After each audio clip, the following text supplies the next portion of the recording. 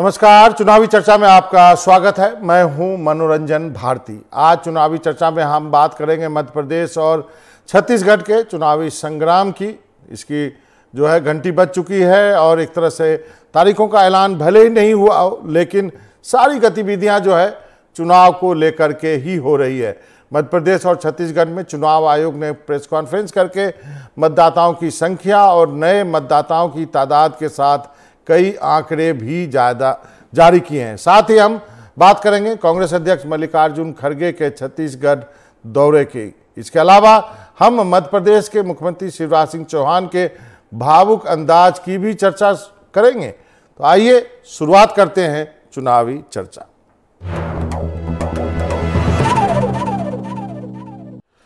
मध्य प्रदेश और छत्तीसगढ़ में चुनाव आयोग की अहम प्रेस कॉन्फ्रेंस हुई। इस दौरान भोपाल में चुनाव आयोग ने नए वोटर्स और राज्य में मौजूदा वोटर्स को लेकर के जानकारियां दी। वहीं छत्तीसगढ़ में भी राज्य में मौजूदा वोटर्स और नए वोटरों को लेकर के जानकारी दी गई। चुनाव आयोग ने कहा कि बुजुर्गों और दिव्यांगों को इस बार घर से वोटिंग की सुविधा मिलेगी। मध्य प्रदेश में 1000 पुरुषों पर 945 महिलाओं का अनुपात है। खास बात यह है कि राज्य में इस बार 24,33,000 नए नाम जोड़े गए हैं। साथ ही 64,523 नए मतदान केंद्र बनाए गए हैं। वहीं छत्तीसगढ़ में चुनाव आयोग ने कहा कि छत्तीसगढ़ में 2,03,740 वोटर हैं, जिसमें 1,02,410 महिला वोटर हैं। 2018 के बाद 18,68,636 नए वोटर जोड़े गए हैं। छत्तीसगढ़ में 1000 पुरुषों पर महिलाओं का अनुपात 1012 है। ये अच्छी बात है छत्तीसगढ़ के लिए। बुजुर्गों और दिव्यांगों को घर से वोटिंग की सुविधा मिलेगी। 1000 पुरुषों पर 945 महिलाओं का अनुपात है। यहाँ पर 24,33,000 नए नाम जोड़े गए हैं और 64,523 नए जो है मतदान केंद्र बनाए जाएंगे। सुनवाते हैं आपको क्या कहा है चुनाव आयोग ने। मतदाता सूची का अंतिम प्रकाशन आज पूरे स्टेट में सभी मतदान केंद्रों पे किया गया है। पुरुष मतदाता मेल जो इलेक्टर्स हैं वो 2,88,00,000 हैं। मैं सिर्फ करोड़ की बात कर रहा हूँ।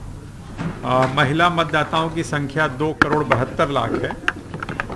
जो थर्ड जेंडर मतदाता हैं उनकी संख्या 1,373 है। इस पूरी अवधि में जो नाम जोड़े गए हैं उनकी संख्या 24,33,000 नाम जोड़े गए, 7.5 लाख नाम हटाए गए और लगभग 15 लाख नामों में संशोधन की कार्रवाई हुई। और तो निश्चित रूप से ये जो अहम जानकारियां जो है दोनों जगह चुनाव आयोग जो है उनका दौरा हुआ है। चुनाव आयोग ने नई नई जानकारियां दी हैं। कितनी जो है वोटिंग जो है बूथ जो है वो सेंसिटिव होंगे, किस तरह का आयोजन किया जाएगा, कितने जो है नए वोटर जुड़े हैं, कितने महिला हैं, कितने पुरुष हैं, इन सब चीज़ों की जानकारी जो है चुनाव आयोग ने दोनों जगहों पर मध्य प्रदेश और छत्तीसगढ़ में दी है। हमारे साथ अमृतांशी हैं भोपाल से, रायपुर से जुल्फी हैं और देव श्रीमाली जी भी हमारे साथ हैं। आप तीनों का बहुत बहुत शुक्रिया है जुड़ने के लिए। सबसे पहले अमृतांशी आपके पास आते हैं। तो अब जो इस दौरे के बाद अब सबकी धड़कनें तेज होगी कि किसी दिन भी जो है वो चुनाव की घोषणा हो सकती है। आप भोपाल में क्या सुन रहे हैं? बिल्कुल, देखिए आने वाला जो हफ्ता है अगर हम बात करें तो वो काफ़ी महत्वपूर्ण साबित होने वाला है मध्य प्रदेश और छत्तीसगढ़ दोनों के लिए और अगले 3 से 4 दिनों तक मध्य प्रदेश में उतनी घोषणाएं होंगी आचार संहिता लगने से पहले जितनी जो है शायद पिछले कई सालों में नहीं हुई हो। लगातार धड़ल्ले से जो है चुनावी कामकाज निपटाए जा रहे हैं, घोषणाएँ की जा रही हैं, लोकार्पण किए जा रहे हैं, भूमि पूजन किए जा रहे हैं और ये साफ तौर पर संकेत दे रहा है कि अब जो है जल्द से जल्द आचार संहिता लगने वाली है। जिस तरीके से जो है अंतिम सूची का आज प्रकाशन हुआ, चुनाव आयोग ने पूरी जानकारी साझा की और मध्य प्रदेश में वोटरों की संख्या भी बढ़ी है और 2 वर्ग जिनकी संख्या सबसे ज़्यादा बढ़ोतरी देखने को मिली है वो है एक महिला, दूसरे है युवा वोटर। मध्य प्रदेश में 22 लाख से भी ज़्यादा युवा वोटर्स इस बार वोट करने वाले हैं। इसके अलावा 2 करोड़ करीब 72 लाख महिलाएं इस बार वोटर्स हैं और 24 लाख महिलाएं पिछले पुनरीक्षण कार्य में बढ़ी हैं, जो कि कहीं ना कहीं बता रहा है कि इस बार लोग जो है इंटरेस्टेड हैं चुनाव में वोट डालने के लिए। लिए, क्योंकि देखिए कहीं ना कहीं निर्वाचन आयोग ने भी लगातार प्रयास किए कि ज़्यादा से ज़्यादा मतदाता सूची में नाम जोड़े जाएं। अब दूसरी ओर अगर हम बात करें तो खास बात यह है कि बताया जा रहा है कि 6 से 7 तारीख के बीच में कभी भी आचार संहिता लग सकती है, कभी भी चुनाव घोषित हो सकते हैं। इसके लिए जो है राजनीतिक दल तमाम तरीकों के वो अब एक्टिव हो चुके हैं, लेकिन जो सत्ताधारी दल है वो सभी घोषणाएं सिर्फ अभी कर सकता है, क्योंकि आचार संहिता लगने के बाद कोई भी घोषणाएं नहीं की जा सकती। वो सिर्फ एक मैनिफेस्टो वाले वादे किए जा सकते हैं, जो कि कहीं ना कहीं हम कह सकते हैं कि अब वो काफ़ी ज़्यादा तेज़ हो गए हैं। मुख्यमंत्री के दौरे बढ़ गए हैं। आज शाम को कैबिनेट की बैठक खास तौर पर बुलाई गई है। संभवतः आज शिवराज कैबिनेट की ये आचार संहिता लगने से पहले आखिरी बैठक होगी, और इसके लिए एलिवेटेड कॉरिडोर, सिंचाई परियोजनाओं की बात करें, आज केन बेतवा लिंक परियोजना का जो है वो भी भूमि पूजन कर दिया जा रहा है। तो कहीं ना कहीं अब आचार संहिता का आभास सबको होने लगा है। इस कारण से जो है अब दोनों ही दल, अगर हम प्रमुख दलों की बात करें, वो मध्य प्रदेश में एक्टिव नजर आ रहे हैं। जी, जुल्फिकार के पास चलेंगे। जुल्फी, जो अब वहां जो आंकड़े जारी किए वो सबसे चौंकाने वाले हैं और एक लिहाज से अच्छा भी है। महिलाओं का प्रतिशत जो है पुरुषों से ज्यादा है। ये एक वेलकम चेंज है छत्तीसगढ़ में, और इसके लिए छत्तीसगढ़ के लोगों को या कहें को धन्यवाद देना चाहिए कि महिलाओं का प्रतिशत ज्यादा है और वोटिंग में भी ये दिखेगा। बिल्कुल बाबा, छत्तीसगढ़ में अगर देखें तो महिलाओं का वोटिंग परसेंटेज भी ज़्यादा रहता है, और आज जो निर्वाचन आयोग ने प्रेस कॉन्फ्रेंस करके जो डेटा जारी किया है उस डेटा के अनुसार छत्तीसगढ़ में महिला मतदाताओं की संख्या ज़्यादा है। 1000 पुरुष पर 1012 महिलाएं हैं, और ओवरऑल करीब 1 लाख से ज़्यादा महिला मतदाताओं की संख्या है। बाबा, छत्तीसगढ़ में आप कई बार आए हों, लेकिन यहाँ पे अगर देखें दूसरे राज्यों की तुलना में भी आपने अगर दौरा किया होगा तो यहाँ पे आपको एक चीज़ देखने को मिलेगी कि यहाँ पे महिलाएं काम करती हुई नज़र आएंगी। आदिवासी क्षेत्र हो या मैदानी क्षेत्र, यहाँ पे महिलाएं आपको नज़र आ जाएंगी। रात के वक्त अगर आप बस्तर में भी चले जाएं, जगदलपुर के अंदरूनी इलाकों में चले जाएं, अगर कोई ढाबा अगर सड़क के किनारे है तो वहाँ पे लड़कियाँ वहाँ पे काम करते वेटर के रूप में देखने को मिल जाएंगी। दूसरी तरफ राजधानी रायपुर से लेकर अलग अलग पेट्रोल पंप में भी लड़कियां काम करती हुई नज़र आती हैं। तो इससे साफ ये झलकता है कि छत्तीसगढ़ में महिलाएं जो हैं वो सशक्त हैं और महिलाएं यहाँ पे काम कर रही हैं। और ये बात वोटर लिस्ट जारी होने से भी हुई है, क्योंकि इसके पहले अगर देखें तो पिछले जब चुनाव हुआ था तो उस समय बहुत नॉमिनल जो संख्या थी वो कम थी। जो पहली सूची जारी हुई थी उसमें भी 1000 पुरुषों में 1002 महिलाओं का प्रतिशत आया था, लेकिन अब जब फाइनल जारी की गई है, अंतिम प्रकाशन हुआ है मतदाता सूची का, तो उसमें महिलाओं का प्रतिशत ज़्यादा है। मतलब बिल्कुल साफ है कि महिलाओं का प्रतिनिधित्व भी ज़्यादा होना चाहिए। हालांकि छत्तीसगढ़ में बाबा बात जरूर हो रही है कि जैसे केंद्र सरकार ने बिल पास किया कि 33% आरक्षण होगा, हालांकि उसकी बहुत ज़्यादा चर्चा नहीं। आपने बहुत अच्छी बात कही है जुल्फी। ये आंकड़ा दर्शाता है कि महिलाओं का प्रतिनिधित्व, महिलाओं को भी ज़्यादा प्रतिनिधित्व मिले। अब ये जिम्मेवारी पॉलिटिकल पार्टीज की है कि वो टिकटें देती है या नहीं देती है। केवल लिप सर्विस से अब काम नहीं चलेगा। आप दोनों हमारे साथ बने रहिए। अगली खबर पे चलते हैं, उसके बाद देव जी के पास चलेंगे। सीएम शिवराज सिंह चौहान बुरहानपुर दौरे पर पहुंचे। इस दौरान वो लाडली बहना सम्मान कार्यक्रम में शामिल हुए। सीएम शिवराज ने कहा कि वो बुरहानपुर आकर भावुक हो गए हैं।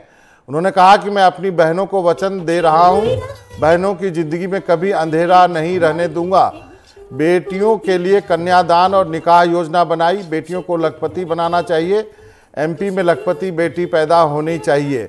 इस तरह की बात उन्होंने कहा है। अब पुलिस में भी 30% जो है बेटियों की भर्ती होगी। सुनाते हैं सिर्फ जो मुख्यमंत्री ने क्या कहा है। जैसे ही मैं मुख्यमंत्री बना, मैंने पहली योजना बनाई कि बेटियों की शादी अब सरकार करेगी, बेटी माता पिता पे बोझ नहीं बनेगी।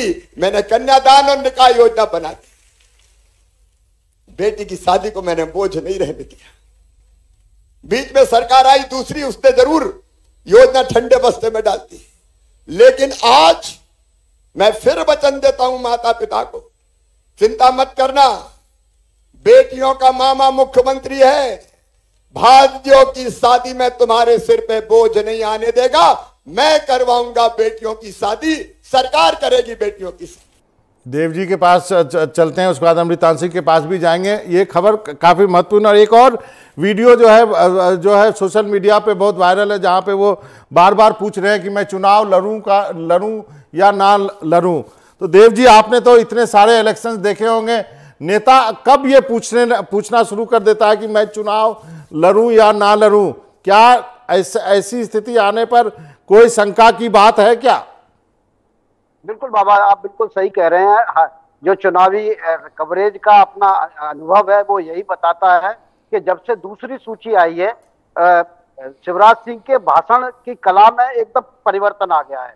पहले वो ये करेंगे, ये करेंगे, ये करेंगे, ये कहते थे, लेकिन अब वो कहते हैं कि हमने ये किया है। और जैसा कि उन्होंने अपने खुद के विधानसभा क्षेत्र जब सीहोर जिले के दौरे पर गए थे तो उन्होंने कहा था कि जब मैं नहीं रहूंगा तब मैं बहुत याद आऊंगा। यहां से उनका भावुक भाषण शुरू हुआ और जो विभिन्न क्षेत्रों में होते हुए आपने आज बुरहानपुर का भाषण सुनाया, कल वो भोपाल में पत्रकारों के साथ में थे, मध्य प्रदेश भर के पत्रकारों को उन्होंने आमंत्रित किया था एक मीडिया सेंटर के उद्घाटन के समय, और उसमें मैं भी उनके साथ मंच पे था। तो मैंने देखा कि उनका जो भाषण था वहां भी बहुत भावुक भाषण था, और उन्होंने कहा एक तरह से वो वोट ऑफ थैंक्स था, जिसमें उन्होंने कहा कि मध्य प्रदेश को मैं कहां से कहां लेके आ पाया, लेकिन इसमें मध्य प्रदेश की मीडिया का बहुत बड़ा योगदान है और मैं इस योगदान को कभी भुला नहीं पाऊंगा। तो इस तरह का जो बदलाव और जो आज कहा कि मैं चुनाव लड़ूं कि नहीं ना लड़ूं, ये वही संकेत हैं जो लगातार दिए जा रहे हैं। दूसरी सूची आई, उसमें 7 विधायकों को टिकट, सांसदों को टिकट दिए गए, उसमें 3 केंद्रीय मंत्रियों को टिकट दिए गए। तो देव जी माफी चाहता हूं, देव जी सीधा सा सवाल है, क्या आप भी वही सुन रहे हैं जो हम लोग दिल्ली में सुन रहे हैं? क्या ऐसा हो सकता है कि शायद मुख्यमंत्री इस बार चुनाव में ना हो? क्या ऐसा हो सकता है क्या? बिल्कुल बिल्कुल, इस बात से इनकार नहीं किया जा सकता, क्योंकि मुझे अभी मोदी जी की 2 सभाएं कवर करने का मौका मिला। भोपाल की सभा में उन्होंने शिवराज सिंह जी का नाम नहीं लिया और ग्वालियर में नाम भी लिया तो उन्होंने बिल्कुल आखिरी में लिया, नंबर 1। नंबर 2 बात यह है कि जिस ड्रीम प्रोजेक्ट पर बीजेपी मध्य प्रदेश में चुनाव लड़ रही है, लाडली बहना योजना, प्रधानमंत्री जी उस बहना का योजना का जिक्र अपने किसी भी भाषण में नहीं अब तक करते हैं। ग्वालियर आए थे और ग्वालियर में बड़ी संख्या में बहनाओं को ही आमंत्रित किया गया था, लेकिन वहां भी उन्होंने उस योजना का कोई जिक्र नहीं किया, मध्य प्रदेश सरकार की योजनाओं का कोई जिक्र नहीं किया। तो ये जो है कुछ ऐसे ही संकेत दे रहे हैं कि किसी नए नेतृत्व की तलाश में दिल्ली बैठी हुई। जी अमृतांशी, एक जल्दी से रिएक्शन चाहूंगा आपका, आप क्या सुन रहे हैं भोपाल में? बिल्कुल, देखिए जैसा कि देवश्री माली जी ने बताया कि कहीं से कहीं तक लाडली बहना योजना से लेकर किसी भी योजना का जिक्र नहीं किया गया। देखिए ये तो साफ हो चुका है कि मध्य प्रदेश में मुख्यमंत्री शिवराज सिंह चौहान अब आने वाले सीएम फेस नहीं रहने वाले हैं। वो साफ तौर पर संकेत केंद्र ने दे दिए हैं और पूरा यहाँ पर जो है फेस पीएम मोदी का ही रहने वाला है आगामी चुनाव में। लेकिन एक चीज़ मैं जिक्र करना चाहूँगी कि मध्य प्रदेश में शिवराज सिंह चौहान के बिना मुझे पर्सनली ऐसा लगता है कि चुनाव लड़ना इतना आसान भी नहीं है, क्योंकि शिवराज सिंह चौहान वो नेता हैं, वो चेहरे हैं जो कि पाँव वाले भैया के रूप में जाने जाते हैं। महिला वोटर और गरीब वोटर्स में शिवराज सिंह चौहान ने जो है अच्छा जनाधार बनाकर रखा हुआ है, चाहे हम लाडली बहना की वजह से बात करें या फिर कई ऐसी अन्य योजनाएं संचालित हैं। इनके बीच में खास तौर पर जो है मुख्यमंत्री ने अपनी काफ़ी एक संवेदनशील छवि बनाई हुई है। तो कहीं ना कहीं इस आधार को अगर इनको जीतना है तो शिवराज सिंह चौहान के चेहरे को थोड़ा कहीं बीच में रखना होगा। हालांकि हम ये नहीं कह सकते कि टिकट ही नहीं दिया जाएगा, लेकिन ये बीजेपी है, ये कुछ भी कर सकती है। जब ये अपने 7 सांसदों को, केंद्रीय मंत्री को लोकसभा से लाकर विधानसभा चुनाव लड़ा सकती है और वो भी दिग्गज नेताओं को, तो चौथी सूची क्या कुछ रंग दिखाएगी ये तो फिर वक्त ही बताएगा। जी जी जी, आगे बढ़ते हैं। आप दोनों का बहुत बहुत शुक्रिया, बने रहिए हमारे साथ। आगे बढ़ते हैं। छत्तीसगढ़ में जैसे जैसे चुनाव नजदीक आ रहे हैं वैसे वैसे दोनों ही बड़े सियासी दलों के आला नेताओं के दौरे बढ़ते जा रहे हैं। एक दिन पहले जगदलपुर में जहां प्रधानमंत्री पहुंचे थे, वहीं आज जो है कांग्रेस के अध्यक्ष मल्लिकार्जुन खड़गे रायपुर पहुंचे, जहां वो कांग्रेस के भरोसे का सम्मेलन कार्यक्रम में शामिल हुए। खड़गे ने कहा कि छत्तीसगढ़ की सरकार ने हर वर्ग के लिए काम किया है, कांग्रेस ही गरीबों की सच्ची हितैषी है। और उन्होंने कहा कि पीएम मोदी को तो बघेल सरकार की तारीफ करनी चाहिए। तो और सीधे जुल्फी के पास चलते हैं। जुल्फी, अब तो आप लोगों की भी व्यवस्था बढ़ने वाली है, लगातार कोई न कोई बड़ा नेता रायपुर में या छत्तीसगढ़ में कहीं न कहीं होते ही हैं। बिल्कुल बाबा, पूरे छत्तीसगढ़ में अगर देखें तो अब ऐसा एक दिन भी मुश्किल से बाकी जाता है कि कोई बड़ा नेता छत्तीसगढ़ में ना हो। और अब आने वाले वक्त में जैसे ही आचार संहिता लगेगी उसके बाद से तो और जब पॉलिटिकल पार्टी के जितने भी केंद्रीय नेतृत्व है और छत्तीसगढ़ के बड़े बड़े नेता हैं, इनकी आम सभाएं होंगी। अब बीते अगर देखें तो कल की ही बात कर ले तो कल प्रधानमंत्री नरेंद्र मोदी छत्तीसगढ़ पर थे, जगदलपुर पहुँचे हुए थे, जहाँ पे उन्होंने नगरनार स्टील प्लांट का लोकार्पण किया। उधर से कांग्रेस की सरकार पर जमकर उन्होंने निशाना साधा। जातिगत जो डेटा जारी किया गया है बिहार से, उससे को जोड़कर छत्तीसगढ़ की सरकार को टारगेट किया गया। और इसके साथ आज कांग्रेस पार्टी के राष्ट्रीय अध्यक्ष मल्लिकार्जुन खड़गे रायगढ़ पहुंचे, तो उनका भी दौरा लगातार छत्तीसगढ़ में हो रहा है। और मल्लिकार्जुन खड़गे को अगर देखें तो खासकर बाबा बिलासपुर क्षेत्र में उनके दौरे कराए जा रहे हैं। मतलब बिलासपुर संभाग मैदानी क्षेत्र है और यहाँ पे शेड्यूल कास्ट की एक संख्या जो है वो काफ़ी है और निर्णायक भूमिका में शेड्यूल कास्ट इस क्षेत्र में है। तो रायगढ़ में भी आज जब पहुँचे हुए थे तो उन्होंने केंद्र सरकार पर जमकर निशाना साधा। तो बाबा देखें तो भाजपा हो या कांग्रेस, छत्तीसगढ़ में अब जिस तरीके से सभाएं हो रही हैं तो आरोप और प्रत्यारोप का दौर चल पड़ा है। अब सवाल ये उठता है कि इन आरोप और प्रत्यारोप में जनता किसके आरोपों को सही मानती है और किसके आरोपों को झूठा मानती है, क्योंकि जनता अब ही निर्णायक भूमिका में अब धीरे धीरे आती जा रही है। क्योंकि जब मतदान होगा वो किसके साथ होगी और उसी की सरकार बनेगी। अब यहाँ पर कांग्रेस की सरकार है तो कांग्रेस की पार्टी भरोसे का सम्मेलन करा रही है, क्योंकि जब तक आचार संहिता नहीं लगी है तब तक सरकार के माध्यम से इन कार्यक्रमों का आयोजन कराया जा रहा है और बड़े नेता यहाँ पे पहुँच रहे हैं और सरकार की योजनाओं को गिनाया जा रहा है कि किसान हो, महिला हो और बेरोजगार हो, युवा हो, सभी वर्ग के लिए सरकार ने काम किए हैं। और सबसे बड़ा जो फैक्टर छत्तीसगढ़ में बाबा है वो है किसान। किसानों को लेकर छत्तीसगढ़ सरकार के दावे हैं कि किसानों का धान का समर्थन मूल्य जो वादा किया था उसे पूरा किया गया। और जैसा कि राहुल गांधी भी आते हैं तो ये बोलते हैं कि जो हमने छत्तीसगढ़ में वादे किए थे उनमें से अधिकांश वादे पूरे किए। तो जो सबसे बघेल की झोली में तो जुल्फी बघेल के झोली में कोई नया समर्थन मूल्य होगा अगले चुनाव के लिए, जो अभी वो अपनी पोटली खोल नहीं रहे हैं? एक नया समर्थन मूल्य इस जैसे कि मध्य प्रदेश में शिवराज सिंह चौहान ने महिलाओं को साधने के लिए कहा कि 1250 रुपये की राशि अभी महिलाओं को मिलने लगी और आने वाले समय में धीरे धीरे वो 3000 हो जाएगी। उसी तरीके की छत्तीसगढ़ की राजनीति में कांग्रेस की सरकार करने जा रही है कि समर्थन मूल्य, ये बात कहने लगे हैं कांग्रेस के नेता, कांग्रेस के मंत्री कि छत्तीसगढ़ में कांग्रेस की अगर सरकार आती है तो ये समर्थन मूल्य 3600 रुपये तक पड़ जाएगा। क्योंकि हर साल जो समर्थन मूल्य केंद्र सरकार MSP बढ़ाती है उस आधार पर छत्तीसगढ़ में राजीव गांधी न्याय योजना चल रही है जिससे 9000 रुपये प्रति एकड़ दिया जा रहा है। कांग्रेस धान का समर्थन मूल्य नहीं दे रही है लेकिन उसको कंपनसेट करते हुए राजीव गांधी न्याय योजना, तो उससे करीब 2600 रुपया प्रति कुंटल छत्तीसगढ़ के किसानों को मिल जाता है। और हर साल अगर 150 रुपये भी बढ़ता है तो उस लिहाज से कांग्रेस ने अपना एक कैलकुलेशन बना लिया है कि अगर कांग्रेस की सरकार रहती है तो 3600 रुपये समर्थन मूल्य मिल सकता है। भारतीय जनता पार्टी इसका तोड़ इसलिए नहीं दे पा रही है कि भारतीय जनता पार्टी ये कहने की स्थिति में नहीं है कि जो कांग्रेस की सरकार है वो 9000 रुपये अगर दे रही है राजीव गांधी न्याय योजना के तहत, और तो क्या इसे वो कंटिन्यू कर पाएगी। ये नहीं बोल पाने की वजह से भारतीय जनता पार्टी अभी पसोपेश में है कि किस तरीके से किसानों को अपने पाले में लाया जाए। और कांग्रेस वादा जो किया था उसको, किसानों से जुड़ा हुआ वादा, उसे तो पूरा किया है। तो इस लिहाज से कांग्रेस कह रही है कि भरोसा है और भूपेश की सरकार पर जनता को भरोसा है। जी देखिए, दो अलग अलग राज्यों में चुनाव है, दोनों अड़ोस पड़ोस के राज्य हैं और दोनों का चुनाव अपने अपने लिहाज से काफ़ी दिलचस्प है, क्योंकि एक जगह एक पार्टी की सरकार है और दूसरी जगह दूसरी पार्टी की सरकार है। और दोनों की रणनीति एक मध्य प्रदेश में जो होती है उसके उलट जो है वो छत्तीसगढ़ में होती है। आप तीनों का बहुत बहुत शुक्रिया, अमृतांशी आपका, जुल्फिकार आपका और देव जी आपका बहुत बहुत शुक्रिया, आप तीनों ने वक्त निकाला हमसे जुड़ने के लिए। तो चुनावी चर्चा में आज इतना ही, कहीं जाइएगा नहीं। NDTV पर खबरों का सिलसिला लगातार जारी है। नमस्कार।